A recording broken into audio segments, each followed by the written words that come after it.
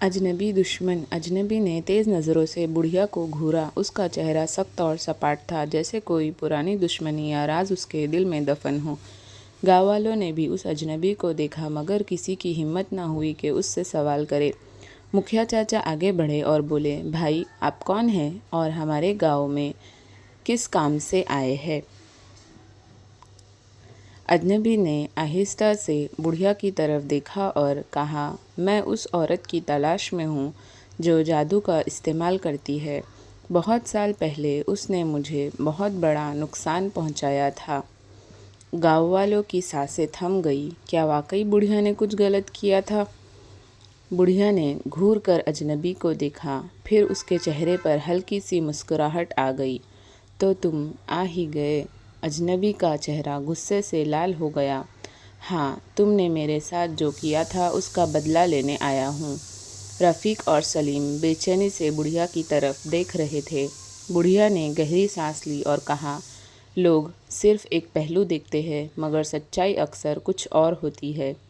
क्या तुम सच जानना चाहते हो? गाँव वालों की आंखों में तजस्सुस भर आया।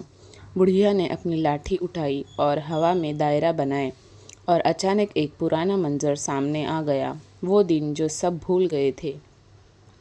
मंजर एक बड़े महल का था। एक नौजवान आदमी नज़र आ रहा था जो बिल्कुल अजनबी की तरह लगता था। उसके पास एक छोटा सा संदूक था। जैसे ही संदूक खुला, उसमें चमकते हुए कीमती मोती नज़र आए, मगर पसे पर्दा एक साया था, एक पुरस्कार साया जो आहिस्ता आहिस्ता उसके करीब आ रहा था। अचानक वो साया मोतियों पर झपटा और संदूक हवा में उछल गया। नौजवान ने चीख कर कहा, ये मेरे मोती है। तभी एक औरत सामने आई। ये बुढ़िया थी, मगर जवानी के रूप में उसने हाथ उठाया। एक तेज़ हवा चली और वो साया गायब हो गया, मगर मोती भी हवा में तहलील हो गए। अजनबी ने हैरत से ये मंजर देखा और चीख कर बोला, तो ये सच था, तुमने मेरे मोती नहीं चुराए।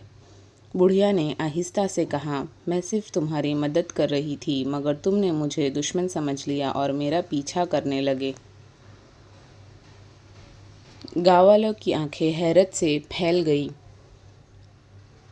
अजनबी ने बुढ़िया की तरफ देखा। उसका गुस्सा आहिस्ता आहिस्ता कम हो रहा था। उसने गहरी सांस ली और बोला, मुझे माफ़ कर दो।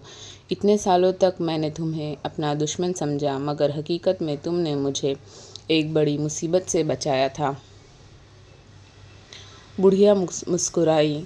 गलतफहमियाँ कभी कभी ज़िंदगी भर का दुख दे देती है, मगर सच्चाई हमेशा जीत जाती है। अजनबी ने सर झुका दिया। गाँव वालों ने मोहब्बत और इज़्ज़त भरी नज़रों से बुढ़िया को देखा।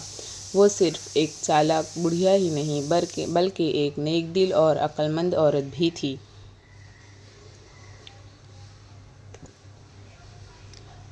रात के आखिर में मुखिया चाचा ने ऐलान किया, अब ये सब भूल जाओ। हमारी बुढ़िया सिर्फ एक जादूगरनी नहीं, बल्कि हमारी मददगार है। गांव में एक नए दौर का आगाज़ हो चुका था। बुढ़िया अब किसी के लिए पुरस्कार मेहमान नहीं रही, बल्कि सबकी अपनी बन चुकी थी।